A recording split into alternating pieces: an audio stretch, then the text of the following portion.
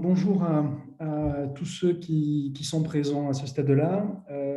Donc, je me présente pour ceux qui ne me connaissent pas. Je suis Sylvain Favier, donc je suis avocat au cabinet Altige à Toulouse.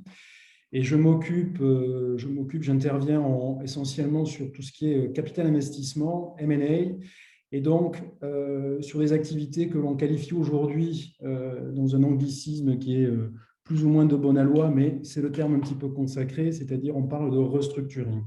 Donc, ce que j'entends donner très modestement aujourd'hui, c'est une vision purement M&A ou assez M&A de la création de valeur pour des entreprises qui sont en difficulté et en essayant en fait d'être aujourd'hui en place une stratégie, on va dire que je qualifierais, il y a deux types de stratégies. Euh, des stratégies offensives et des stratégies défensives. Aujourd'hui, nous allons essayer de nous orienter justement sur ces stratégies offensives. Alors très brièvement, pourquoi parle-t-on, pourquoi je qualifie ce type de stratégie? Parce qu'effectivement, comprenons bien qu'on se situe aujourd'hui dans un contexte très particulier. La crise que tout le monde, effectivement, dont tout le monde s'inquiète, et probablement à juste raison.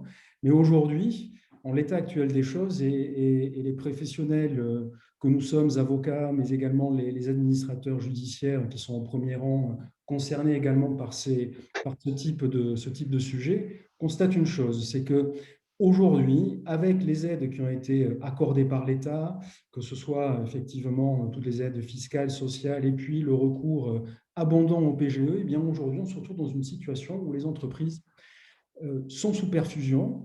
Donc, ce qui bénéficie à la fois au tissu économique qui est purement in bonis, qui est dans une situation où on a effectivement des entreprises qui ont fait ça pour sécuriser leur activité, mais également les sociétés qui sont potentiellement en difficulté et qui, de ce fait, ont bénéficié pour la plupart de PGE. Et donc, nonobstant des situations, on va dire, difficiles ou de précarité pour certaines entreprises, eh bien, bénéficiant de cet afflux de trésorerie, elle se retrouve aujourd'hui avec des financements qui permettent de faire face effectivement, à un BFR qui est plus ou moins en danger. Et donc, le constat, c'est qu'effectivement, au niveau des tribunaux aujourd'hui, il y a beaucoup moins, du moins beaucoup moins qu'on attendait, de procédures de redressement judiciaire, de sauvegarde. Même la prévention reste timide en ce moment parce que justement, les entreprises n'ont pas vocation et n'ont de la trésorerie à rentrer dans ce type de dispositif. Pour autant, ne nous voilons pas la face, sur le reste de l'année 2021, probablement le second semestre, voire 2022, la situation risque d'être beaucoup plus critique. Donc, effectivement, il y a deux types de stratégies dans ce cadre on va dire, à envisager. Une stratégie, d'abord, que je qualifierais donc de défensive, ce qui n'est pas le sujet du jour, mais c'est plus les sociétés qui sont dans une situation, effectivement, qui pourrait rentrer dans le cadre d'une procédure de prévention, type mandat ad hoc, conciliation, pour essayer d'utiliser ce type d'effet de levier pour pouvoir sortir de la situation dans laquelle elles sont. Aujourd'hui, le but n'est pas d'examiner ce type de procédure à proprement parler, puisqu'on va essayer de voir les choses de manière positive et le voir de verre à moitié plein. Je parlerai plutôt volontiers de stratégie offensive, puisqu'il s'agit, dans ces périodes-là, de pouvoir, lorsque vous êtes entrepreneur, lorsque vous avez une stratégie de croissance, de pouvoir vous orienter également sur le secteur des entreprises, on va dire, pas seulement en difficulté, mais disons, qui éprouvent certaines difficultés. Vous pouvez avoir des opportunités pour acquérir un concurrent ou bien quelqu'un qui a une activité complémentaire à votre entreprise, et ce qui permet effectivement d'utiliser ces biais que sont la procédure de prévention et ensuite les procédures de sauvegarde ou de redressement judiciaire pour pouvoir permettre d'acquérir une société cible. Mais il faut bien faire attention, c'est que la cible idéale n'existe pas et il ne faut pas imaginer que l'opportunité que présenterait le rachat d'une société en difficulté, donc avec un prix, bien évidemment, un prix fortement dégradé, n'est pas forcément toujours la bonne chose à faire parce qu'effectivement, il faut avoir derrière tout ça un projet à la fois industriel ou commercial, mais véritablement un projet stratégique pour pouvoir étudier ce type de dossier. Donc, nous allons nous orienter effectivement sur ces stratégies différenciées de croissance que sont l'acquisition de sociétés qui sont soit en mandat ad hoc en conciliation ou sur une optique purement plan de cession dans le cadre d'un redressement ou d'une sauvegarde judiciaire. Sans rentrer dans le détail, je le dis tout de suite, de ce type de procédure puisque ce n'est pas véritablement l'objet du jour. Alors d'abord, il faut savoir, me semble-t-il, décrypter les opportunités. D'abord, quand on parle d'entreprise en difficulté, de quoi parle-t-on? Une entreprise en difficulté, c'est d'abord une entreprise qui est fragilisée. Fragilisée à bien des égards. C'est-à-dire que, vous voyez les quelques exemples, alors j'espère que les slides s'affichent pour tout le monde. S'il y a la moindre difficulté, n'hésitez pas à me le faire savoir. Donc, fragilisé parce que vous allez générer ou commencer à générer, dans ce cas de situation, des retards. Alors, ça peut être des retards avec vos fournisseurs, des retards comme on le voit aujourd'hui de manière très importante. Beaucoup de sociétés éprouvent des difficultés à régler leurs bailleurs. Et donc, ce qui peut poser effectivement des difficultés, qu'il s'agisse de bailleurs privés, que vous avez dans le cas de petites SECI, ou avec des dossiers qui sont beaucoup plus importants et dont la négociation peut être assez compliquée à mener avec des bailleurs qui sont dans des foncières de type, effectivement, grosses foncières que vous avez, par exemple, Unibail, Imochamp, de ce type de gros interlocuteurs qui sont parfois très difficiles à mener et à convaincre.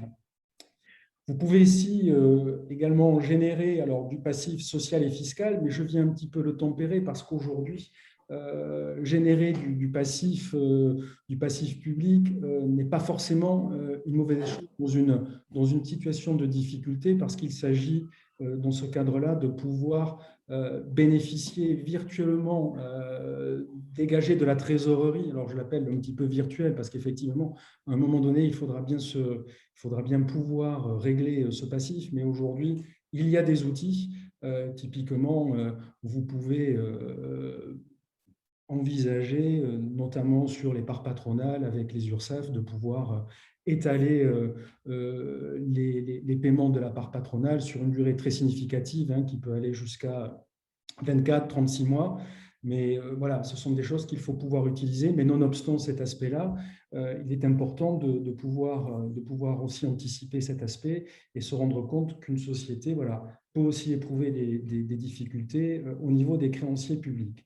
Nonobstant les aides dont j'ai parlé en petite introduction, les aides qui ont été mises en place. Vous avez aussi des situations qui sont parfois très compliquées aussi avec les établissements bancaires, avec soit des reports d'échéance qui sont sollicités, qui ont pu être sollicités dans le cadre du premier confinement, qui ont pu être utilisés par un certain nombre d'entreprises, ou de manière plus radicale, des dénonciations de concours bancaires qui entraînent des situations beaucoup plus difficiles parce que, ce faisant, on va dire le risque de crédit qui est attaché à ces concours bancaires peut mettre l'entreprise dans une situation particulièrement délicate. Vous pouvez avoir également des entreprises dont la production, du fait de toutes ces difficultés, des entreprises qui peuvent faire face, qui ont une certaine qualité de produits, qui peuvent faire face à des difficultés en changeant le canal d'approvisionnement et en vendant, en fait, dans le cadre du cycle de production, des produits qui sont de moindre qualité.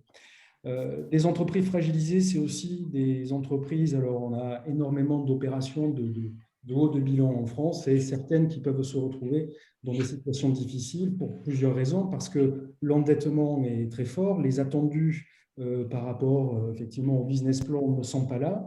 Donc, vous avez des LBO qui supposent des restructurations de dette et lorsque vous avez des contrats de crédit senior qui ont mis en place des systèmes de covenant, c'est-à-dire des systèmes de ratio dans lesquels vous ne pouvez parfois ne plus rentrer. Donc, dans ce cadre-là, vous pouvez retrouver l'entreprise dans une situation un peu difficile et avoir à négocier non seulement avec vos investisseurs, mais également avec vos financiers seniors au niveau de l'aspect bancaire.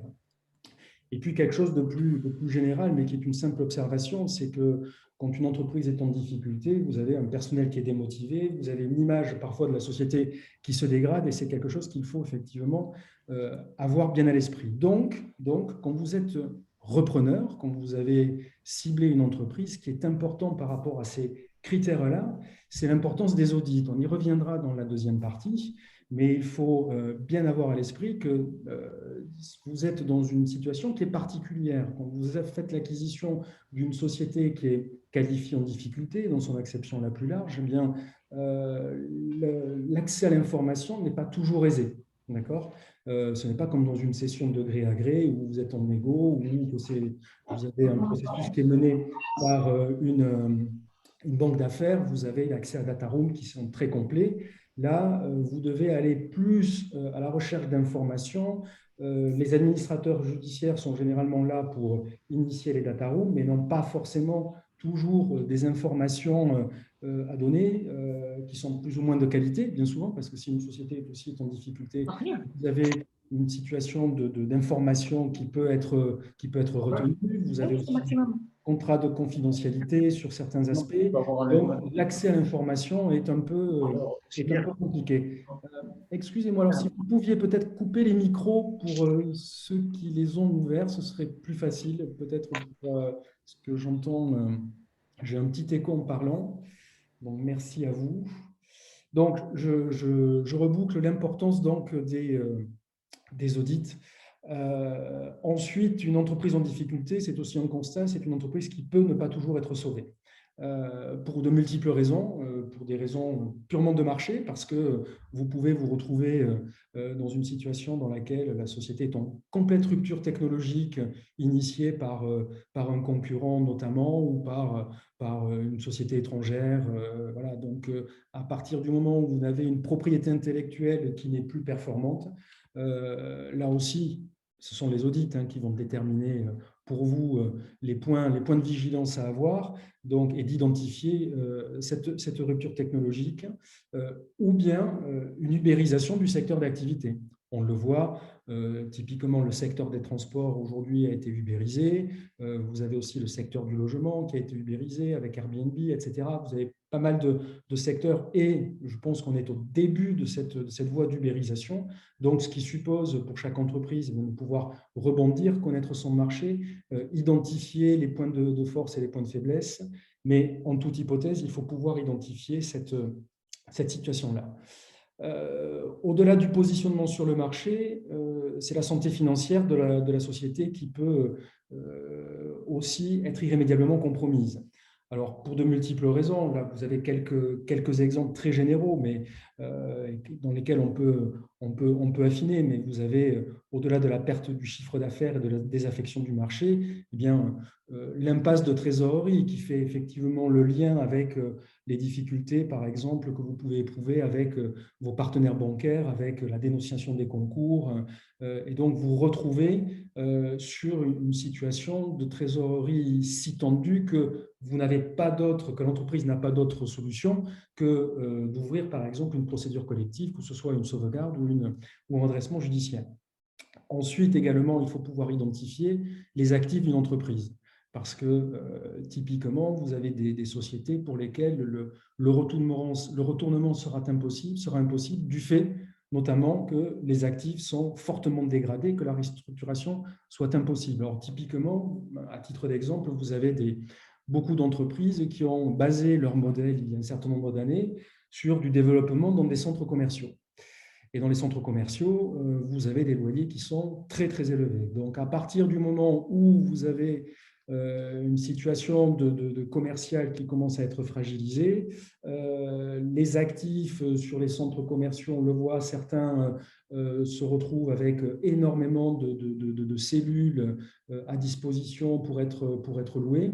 Et cet aspect-là, effectivement, si vous avez un fonds de commerce qui est dans ce type de modèle, ça peut devenir compliqué pour éventuellement vous débarrasser de fonds qui sont en marge négative et que vous pourriez revendre parce qu'ils sont quand même plus ou moins bien situés. Aujourd'hui, typiquement, c'est une situation dans laquelle certains nombres de sociétés se retrouvent un petit peu en difficulté à cause de cette raison-là. Donc, en conclusion de ces points-là, il faut pouvoir établir un diagnostic et donc mener essentiellement une analyse stratégique afin de déterminer si des effets de levier sont possibles ou pas pour assurer le retournement de l'entreprise que vous ciblez. Ensuite, il faut, toujours pareil, dans le décryptage des opportunités, pouvoir appréhender l'environnement de reprise.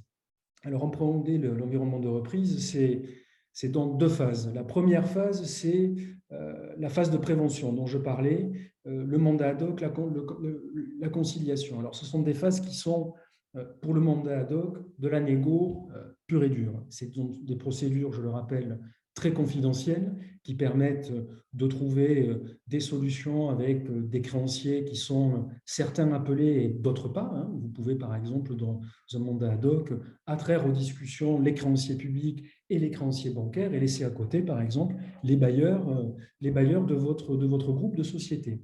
La conciliation, on va un petit peu plus loin parce que c'est un petit peu plus judiciarisé. D'abord, c'est pris dans des délais relativement courts. Le mandat ad hoc a tendance à prospérer de 3 mois en 3 mois, alors que la conciliation, nous sommes sur des durées de 4 plus 1 mois, 5 mois. Alors, avec les ordonnances Covid, aujourd'hui, il y a quand même une souplesse qui permet d'aller jusqu'à 10 mois, mais il faut bien comprendre qu'au bout des 10 mois, il faut trouver un accord avec les créanciers, rédiger un protocole pour pouvoir sortir une solution et l'entreprise par le haut pour pouvoir effectivement la pérenniser. On peut s'inscrire dans ce cadre-là, dans le cadre du mandat ad hoc, de la conciliation, pour avoir un adossement industriel ou vendre une partie de la société. C'est une solution qui peut s'envisager dès à présent. Ça peut s'envisager aussi dans une phase qui est beaucoup plus judiciarisée, en redressement judiciaire, en sauvegarde. Mais là, avec la particularité suivante, c'est que dans ces procédures, le temps joue toujours pour toutes les parties, à la fois pour le débiteur qui est dans la procédure, mais par exemple pour les repreneurs qui veulent déposer une offre de reprise, parce que ce sont des procédures qui sont d'ordre public, et donc il ne s'agit pas que les actifs de leur société se dégradent, donc il y a des durées très courtes, généralement 6 mois plus 6 mois, pour essayer de trouver une solution de sortie, que ce soit en continuation, mais là, dans le cas qui nous intéresse, en plan de cession. Donc, il y a aussi énormément d'interlocuteurs à appréhender, puisque vous avez les administrateurs judiciaires, les mandataires judiciaires, le juge commissaire, le tribunal, tout ce petit monde, bien sûr, parle un langage qui n'est pas forcément le vôtre parce qu'on est dans des phases de cession très particulières. Donc, il faut pouvoir décrypter tout cela dans des procédures qui sont parfois très compliquées, qui demandent des prises de décision très rapides eu égard au délai que j'évoquais et aux conditions que l'entreprise doit remplir pour pouvoir formuler une offre. J'y viendrai un petit peu plus en détail tout à l'heure. Donc, sur toujours le décryptage des opportunités, ce qui est très important lorsque vous ciblez une entreprise que vous souhaitez faire l'acquisition dans ce type de procédure, le point peut-être essentiel, c'est l'anticipation du retournement. C'est-à-dire qu'il faut toujours anticiper il faut retenir un point là sur les 4 items que vous avez, c'est toujours faire face aux imprévus. Vous pouvez faire le plus beau business plan qui soit, évaluer le besoin en fonds de roulement de l'entreprise, les investissements nécessaires.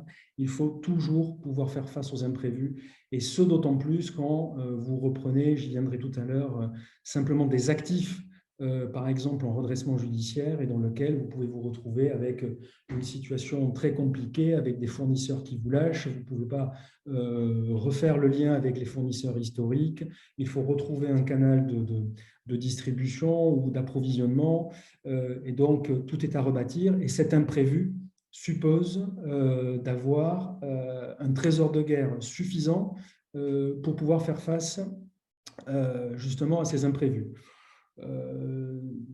Je vous donne un exemple. J'ai pu assez récemment être sur un sujet de rachat d'entreprise qui est dans un secteur industriel. Le repreneur a calibré un business plan sur 3 ans à 21 millions d'euros pour tenter effectivement de retourner l'entreprise avec tous les investissements que ça représente.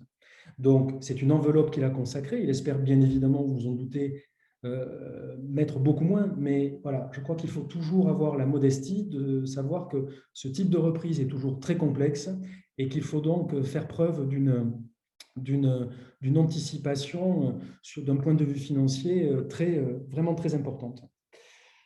Mais pour autant, pardon, je suis allé un petit peu vite, mais pour autant, ce type de sujet permet effectivement de bénéficier d'opportunités. D'opportunités parce que vous pouvez éteindre un concurrent ou bien racheter une entreprise qui exerce dans un secteur complémentaire au vôtre. Et puis aussi, une entreprise en difficulté, c'est une entreprise qui a parfois des actifs très intéressants, qu'il s'agit d'une marque avec une forte notoriété, ou bien encore une propriété intellectuelle intéressante avec des brevets, de la technologie développée de longue date. Et donc, il y a un véritable sens à pouvoir acquérir ce type de structure dans cette typologie-là. Donc, rentrons dans le vif du sujet, si vous le voulez bien. La reprise sur les entreprises en difficulté peut s'envisager de deux manières. Elle peut s'envisager en rachetant les titres, ce qui peut paraître parfois surprenant, et j'expliquerai pourquoi. Et l'autre manière de faire, c'est de racheter simplement des actifs, typiquement, par exemple, un fonds de commerce. Voilà. Là, lorsque vous rachetez les titres, vous rachetez une situation active et passive. Donc, on va dire sur une procédure, quand les entreprises se retrouvent dans une procédure de mandat ad hoc ou de conciliation, certes, les difficultés sont là, mais en toute hypothèse, vous êtes encore dans une situation où l'entreprise n'est pas in bonis, mais n'est pas encore dans des difficultés telles que, sous réserve effectivement que l'audit ait pu identifier que les difficultés ne soient pas insurmontables. Hein, je renvoie à ce que je disais tout à l'heure, mais il est impératif de bien comprendre la nature effectivement des enjeux stratégiques et du passif à apurer pour la société et surtout son avenir, mais il est plus facile de faire l'acquisition d'une société dans une situation de mandat ad hoc ou de conciliation, ce qui devient plus compliqué dans une situation de redressement judiciaire et de sauvegarde. Pourquoi ? Parce que dans le cadre d'une procédure de sauvegarde ou de redressement judiciaire, vous allez vous retrouver avec un passif qui a été déclaré. Passif déclaré qui va ensuite être vérifié. Donc, le passif déclaré n'est pas le passif définitif. Mais en gros, par exemple, vous avez, alors les sujets sont variables, mais vous pouvez avoir des entreprises qui ont 4, 5 millions de passifs et au final, après avoir décrypté, analysé et discuté le passif, il peut se trouver que le passif n'est pas aussi élevé que ça et que vous avez un passif, par exemple, de 1 million, 1,2 million. Pour autant, reprendre les titres, c'est reprendre ce passif. Donc, comment on reprend les titres ? Ce n'est pas un rachat, d'accord ? Parce que de toute façon, l'intérêt dans ce type de procédure, c'est qu'effectivement, c'est la valeur de l'equity. Vous vous doutez qu'une entreprise qui se retrouve à traiter dans une procédure de sauvegarde ou de redressement judiciaire avec un passif important, eh bien, vous n'allez pas acheter le même prix que si la société est achetée de gré à gré.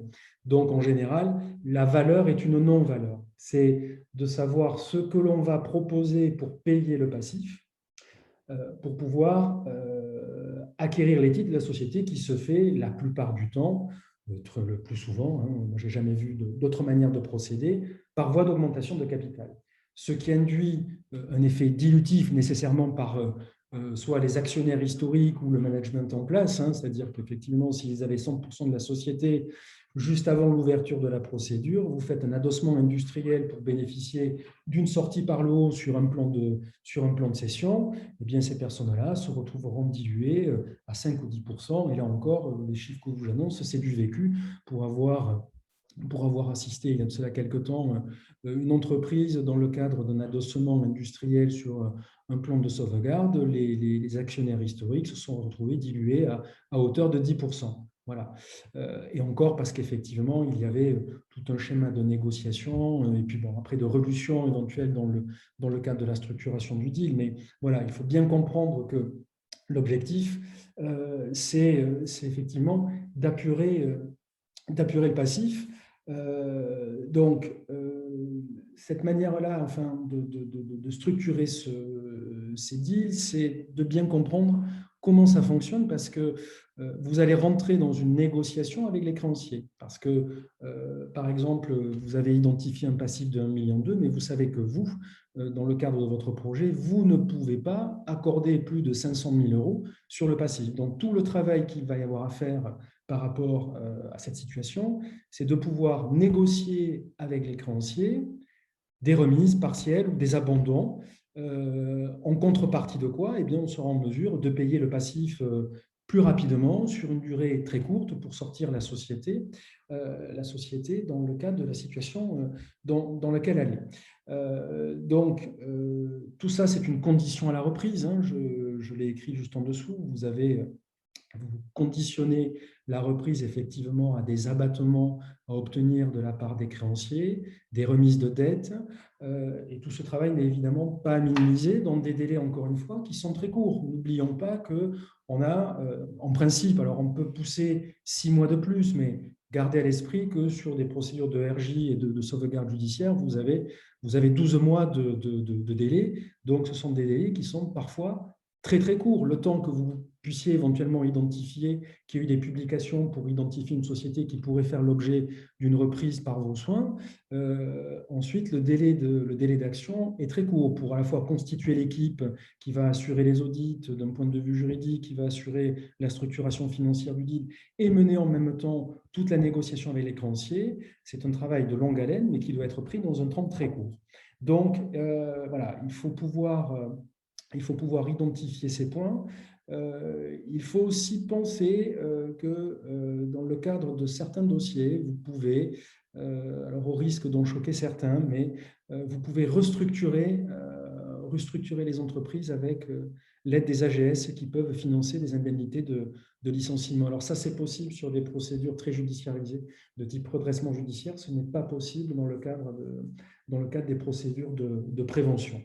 Donc voilà, ça, il faut bien l'avoir à l'esprit. Et lorsque vous négociez donc le passif, puisque une fois que vous aurez fait votre adossement, que vous serez monté au capital de la structure dans le cadre de cet adossement industriel, par exemple, le passif que vous avez négocié et que vous vous apprêtez à payer est un passif qui n'a pas d'intérêt. Donc, vous le payez sur la durée du plan que vous proposez, hein, puisque là, on sera sur une reprise, sur un plan de continuation, qui peut être très court en fonction de ce que vous avez établi en termes de propositions financières, mais qui peut aller, comme vous le voyez écrit, sur des durées assez longues, de 10 à 12 ans, sur des délais qui sont imposés notamment par 12 ans par les dernières ordonnances Covid.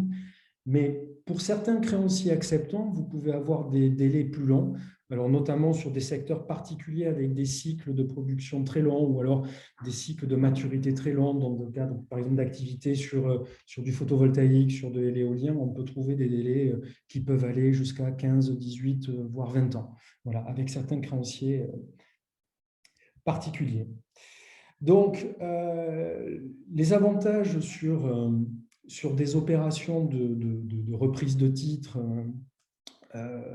c'est d'abord effectivement le rachat de l'equity sur une non-valeur, nous l'avons vu, hein. En gros, vous achetez une entreprise pour quasiment l'euro symbolique, voilà, avec la contrepartie qui est de tous les apports, tous les efforts financiers que vous allez devoir faire avec des apports en capital, en compte courant, voire une levée de dette, etc., en fonction de la structuration financière que vous avez prévue. Mais vous pouvez faire, entre guillemets, alors j'aime pas le terme parce qu'il est totalement galvaudé, mais faire une affaire au sens où vous avez des actifs, une vraie valeur d'une société, et de pouvoir la reprendre sur un registre qui peut être pertinent, intéressant, à condition d'avoir toujours un projet stratégique, commercial ou industriel associé. C'est l'avantage aussi de reprendre l'intégralité des titres et donc de faire face au passif, c'est bien évidemment de conserver la structure. Conserver la structure, c'est conserver l'identifiant sirène et sirette pour notamment tout ce qui est relatif aux agréments qui sont conservés ou au marché public qui peuvent être conservés. Il y a des entreprises qui travaillent, beaucoup d'entreprises travaillent dans ces secteurs et donc par rapport à ces situations-là, il y a une vraie réflexion stratégique à avoir parce que typiquement, dans le cadre d'une reprise d'une société qui peut avoir des marchés très importants, des marchés publics très importants, je pense qu'il est primordial de s'interroger d'abord sur une reprise des titres avant d'évaluer si on est en capacité de pouvoir faire face au passif, si dans la mesure où on l'a négocié et jusqu'où cette négociation peut aller. Et ça, je veux dire, c'est en fonction des attendus des créanciers, de la structure de la société, de son passif, de son historique et de ses perspectives, bien évidemment. Et donc, il y a une véritable ingénierie à mettre en place par rapport à cette typologie de société où la reprise de titres peut s'avérer très pertinente justement pour la conservation de ces marchés et de ces agréments.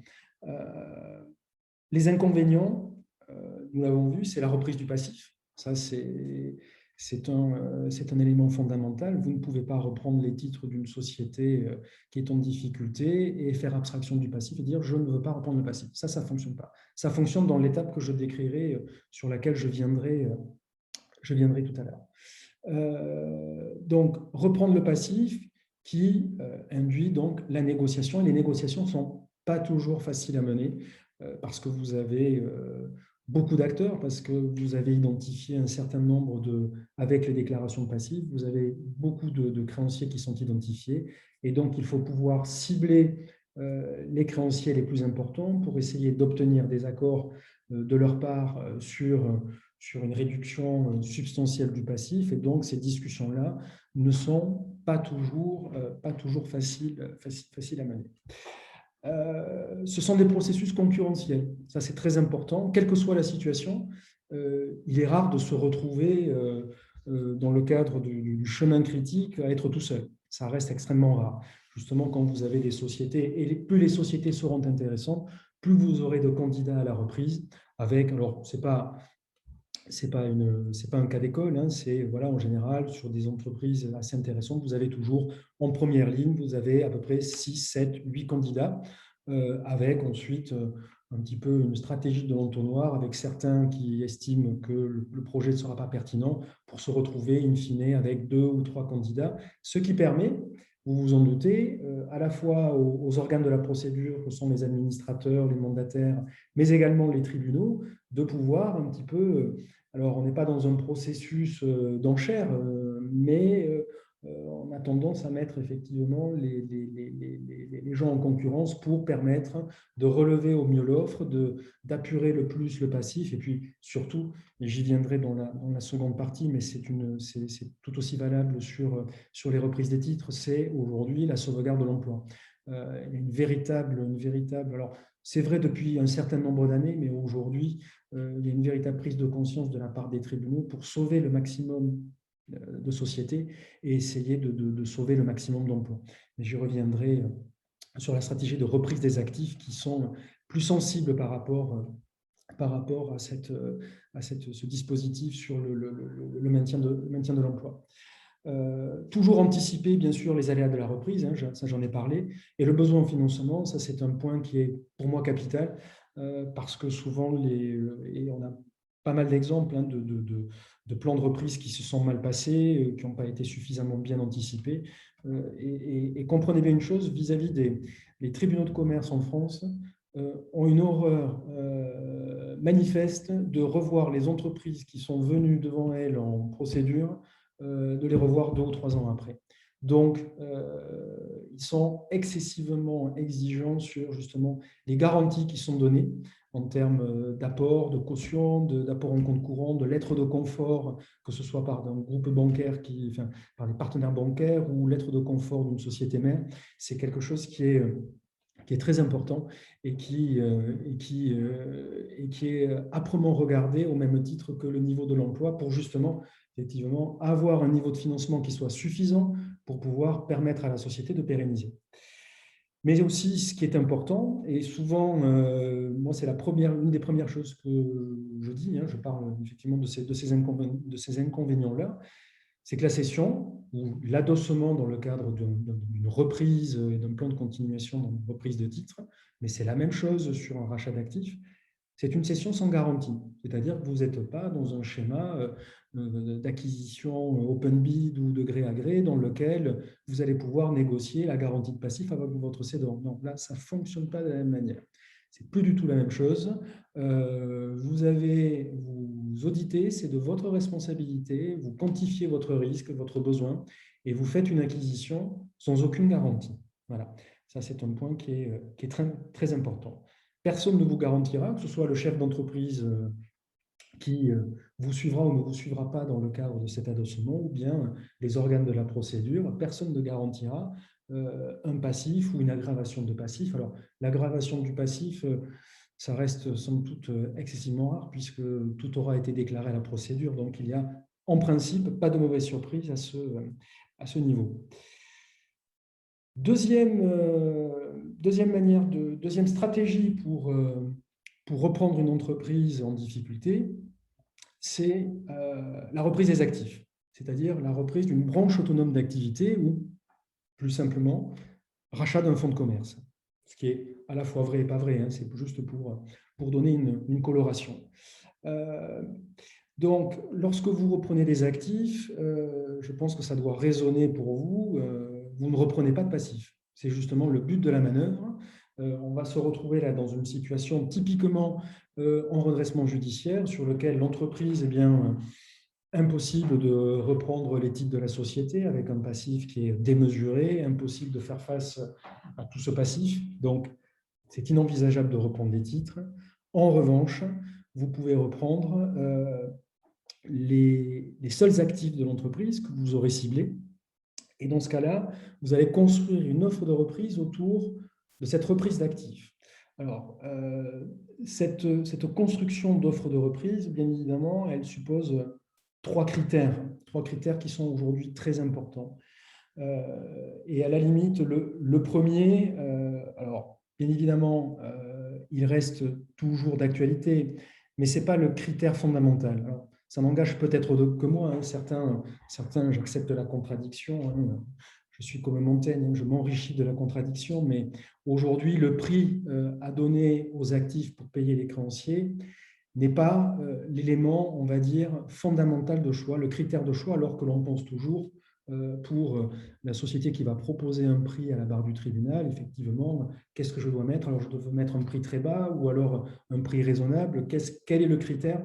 C'est un critère d'appréciation sur lequel je vous donnerai mon avis, mais c'est pour moi aujourd'hui pas le critère fondamental. Aujourd'hui, le critère fondamental, c'est le maintien de l'emploi. Voilà.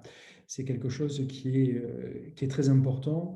Et les mandataires judiciaires et les tribunaux, enfin les administrateurs, mandataires et tribunaux, regardent cet aspect avec énormément d'importance. Vous vous en doutez, en fonction aujourd'hui, compte tenu des difficultés qu'il y a actuellement, mais peut-être des difficultés à venir, il y a une situation sur laquelle les tribunaux vont être d'autant plus sensibilisés pour éviter que les entreprises, effectivement, ne s'effondrent et laissent des salariés. Et quand on raisonne en termes d'emploi, de maintien de l'emploi dans une entreprise, j'aime assez toujours à dire qu'on ne doit pas simplement raisonner au prisme de l'employé de la société. Il faut raisonner de manière globale, c'est-à-dire qu'on raisonne au niveau déjà d'une famille, parce qu'un employé, c'est toujours 2, 3 ou 4 personnes. Et puis, également, c'est des sous-traitants. Donc, vous impactez nécessairement tout un tissu social qui est très important. Donc, dans la construction des offres, c'est un paramètre, pour moi aujourd'hui, qui est vraiment le paramètre numéro 1 à prendre en considération.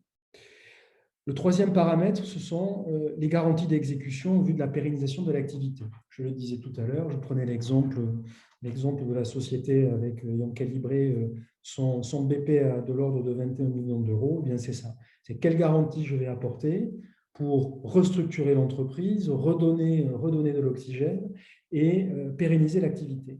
Donc, la valorisation devient un sujet accessoire, mais l'emploi, la prévalence du critère de sauvegarde des emplois est aujourd'hui particulièrement important. Ce qui est intéressant dans les reprises d'actifs, c'est justement que ce sont des offres qui restent très malléables.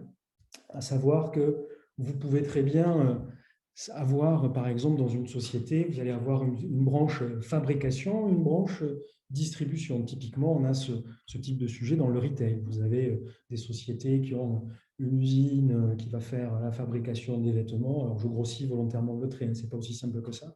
Et puis ensuite, vous allez avoir à l'intérieur une partie qui va assurer la distribution. Donc, par exemple, vous pouvez très bien segmenter votre offre et ne reprendre qu'une partie des actifs qui sont liés à la branche, par exemple, distribution, avec que les magasins, le personnel attaché au magasin, et vous, la cellule fabrication, eh bien, vous décidez de vous en séparer. Dans ce cadre-là, à charge pour les organes de la procédure, eh bien, malheureusement, de licencier tout le personnel qui ne sera pas repris dans le cadre d'une segmentation de la sorte. Et vous allez vous reprendre eh bien, les actifs seulement liés à la reprise des actifs que vous aurez ciblés. Vous pouvez donc, de la même manière, hein, même si c'est un peu cruel, bien ne reprendre que partiellement l'effectif salarié de l'entreprise. Contrairement au droit commun, lorsque vous reprenez un fonds de commerce en droit commun, vous avez l'application du 12-24-1 du Code du travail, eh bien vous reprenez l'ensemble des salariés. Voilà. Dans le cas d'une offre d'actifs que vous déposez auprès d'une juridiction, eh bien vous n'allez reprendre, par exemple, que sur la cinquantaine de salariés, vous dites ben, mon projet il est calibré et l'entreprise ne peut vivre, hein, parce que c'est quand même ça aussi. C'est malheureusement la réalité, parce que parfois les entreprises se retrouvent avec en sureffectif, ne pouvant restructurer parce que faire un PSE, c'est un coût social. Il ne faut pas l'oublier, hein, faire des licenciements économiques, ça a un coût. Donc, la restructuration peut-être ne pas envisagée. Et donc, au lieu de reprendre l'intégralité des salariés, bien, vous calibrez votre offre à la moitié, par exemple, de l'effectif. Donc, vous pouvez moduler cet aspect-là. Vous pouvez aussi choisir les contrats que vous reprenez. Même si certains co-contractants ne veulent pas continuer avec vous. Alors ça, c'est le risque. Hein, j'y viendrai, dans les inconvénients. Mais les contrats, par exemple, typiquement un droit au bail qui est très important, vous avez eu des difficultés avec le bailleur pour non-paiement de loyer, eh bien, le tribunal emportera, si c'est nécessaire à l'activité, il faut bien toujours visualiser que la reprise des contrats, ce sont des contrats qui sont nécessaires à l'activité, eh bien, le tribunal peut forcer la cession. Voilà. Mais c'est très important, ce n'est pas une garantie du tout lorsque vous avez des marchés publics. Alors, je ne rentrerai pas dans le détail de la complexité des marchés publics avec des sociétés qui sont où on sauvegarde, pour qui c'est plus simple, et les sociétés qui sont en redressement judiciaire, pour lesquelles c'est beaucoup plus compliqué. Mais typiquement, si on grossit le trait, reprendre des actifs avec des contrats qui sont avec des marchés publics, eh bien, je dois dire que ça peut être très compliqué parce que vous pouvez très bien perdre le marché une fois que vous avez repris les actifs. Donc, c'est quelque chose là aussi qu'il faut pouvoir identifier. Point de vigilance, toujours. Les actifs que vous reprenez peuvent être des actifs qui ont été financés par des établissements bancaires. Et dans ce cadre-là, lorsqu'il y a un financement qui est attaché donc, à l'actif que vous aurez ciblé, par l'effet de la loi, il y a reprise donc, du financement pour tout ce qui est des échéances à échoir. Donc, c'est quelque chose qu'il faut toujours bien identifier au niveau des audits, là encore, parce que l'information est parfois, et ça c'est un petit peu de vécu, est parfois très difficile à avoir en data room. Donc, il faut nécessairement pouvoir bien flécher toujours, que ce soit par exemple un fonds de commerce qui a été financé, qui est nanti par une banque, que ce soit des actifs d'exploitation. Voilà, il faut toujours des actifs immatériels, il faut pouvoir toujours savoir s'il y a un financement attaché et de savoir si on reprend ou pas. Si vous décidez de reprendre, vous devrez, en toute hypothèse, reprendre la suite du financement. Sinon, vous refusez et vous ne reprenez pas l'actif. Vous l'excluez de votre reprise, puisque, comme je vous le dis, on a une certaine plasticité des offres qui nous permettent un petit peu, dans le cadre des reprises d'actifs, d'aller faire notre marché, je le mets volontairement entre guillemets, et pouvoir choisir les actifs que l'on considère pertinents sur un projet de retournement et de reprise. Alors, sur les reprises de branches autonomes d'activité, les avantages, ils sont induits du fait du seul terme de reprise des actifs. On reprend les seuls actifs que l'on a identifiés et surtout, on les reprend exclus de tout passif. Et donc, on n'a aucun risque d'augmentation de passifs parce que les dettes ne sont pas transmises. Voilà. Alors, il y a un petit tempérament, c'est toujours pareil, vous savez, en droit, le diable se cache toujours dans les détails. Le tempérament, c'est lorsque vous faites une reprise d'actifs à la barre du tribunal. Il est toujours de bon aloi, et ce sont les usages qui veulent ça, c'est-à-dire qu'on reprend toujours les droits acquis des salariés qui sont repris dans le cadre de la reprise, dès l'ouverture de la procédure.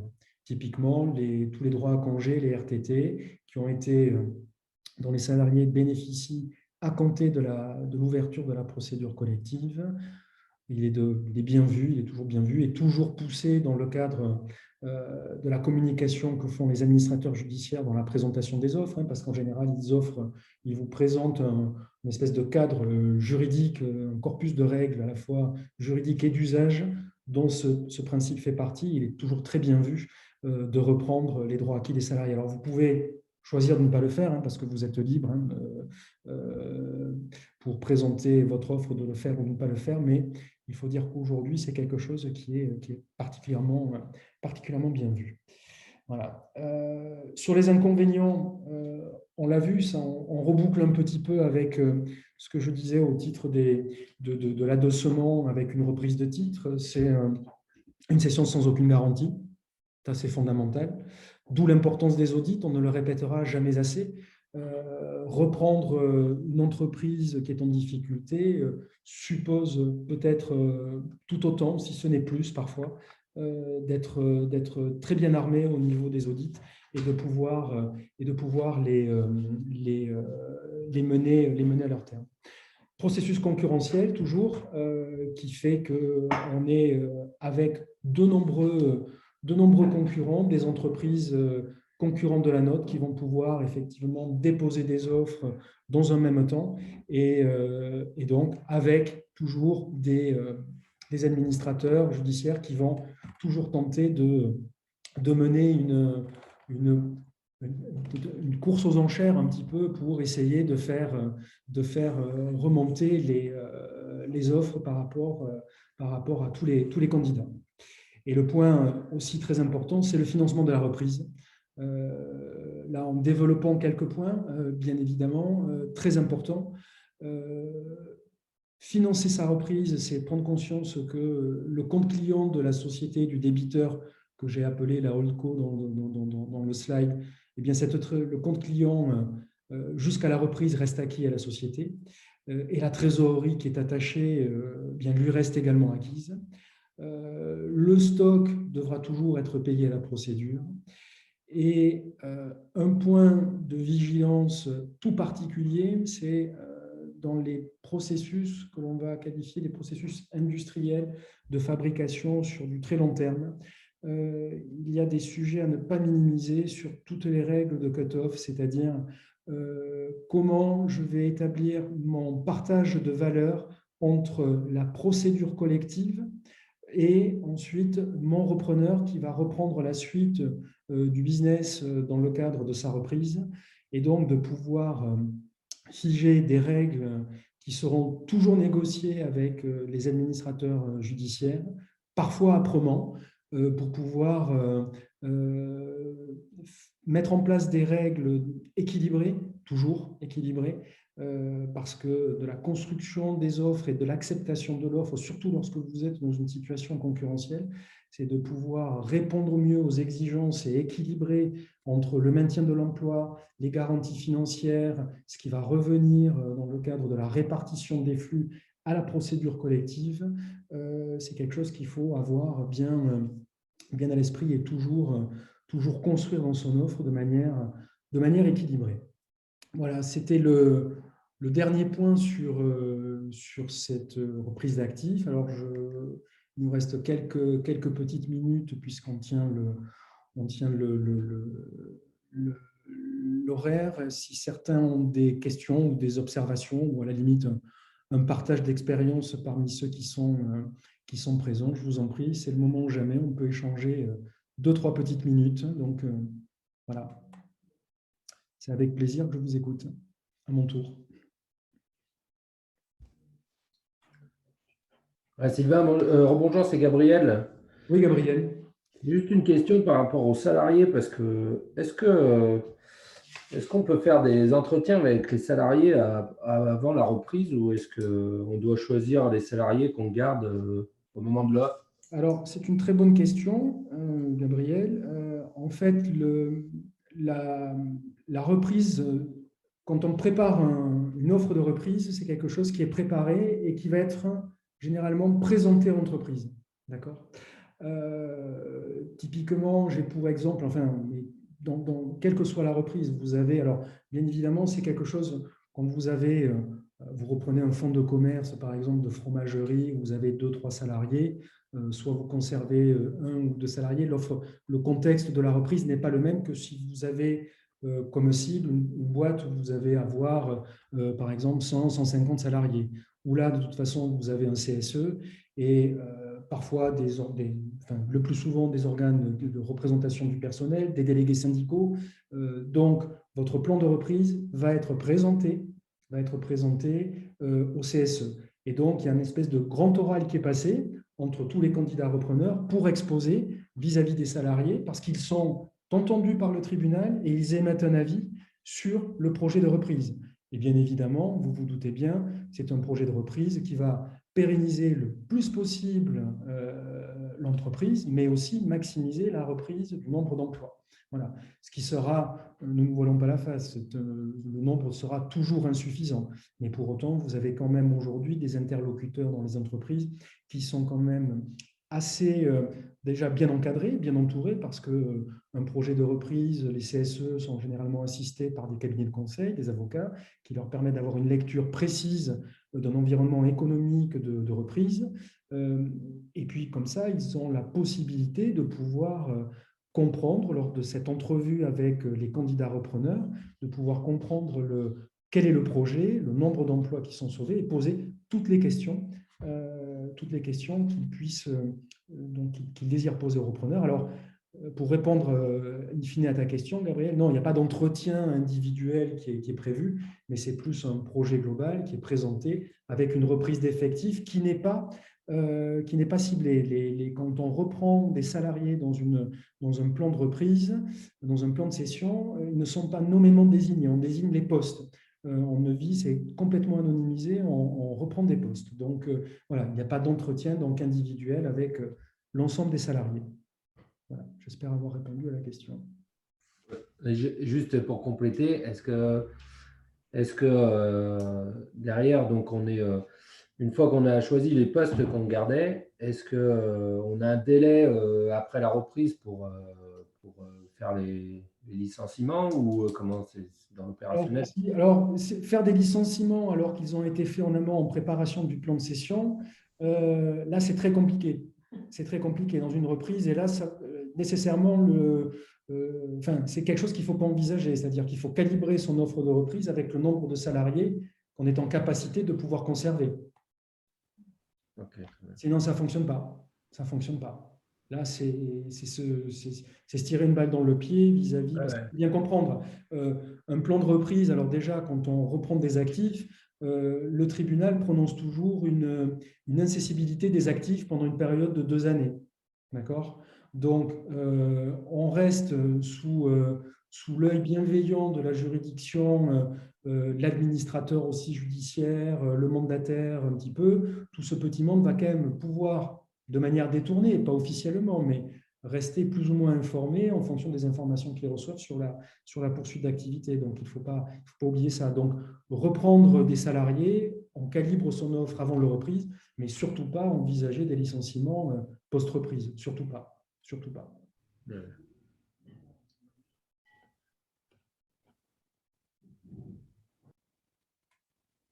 Ok, merci Sylvain. Avec plaisir. Bien, une autre question ou pas?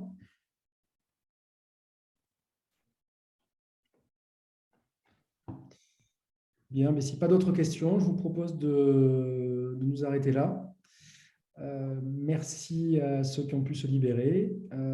Peut-être prochainement, dans quelques temps, un focus plus sur la stratégie, ce coup-ci, défensive. Voilà. Donc, je vous remercie à tous de votre attention et je vous souhaite un très bon après-midi et courage pour cet après-midi et cette semaine. Voilà. Merci à tous. Merci beaucoup. Merci à vous.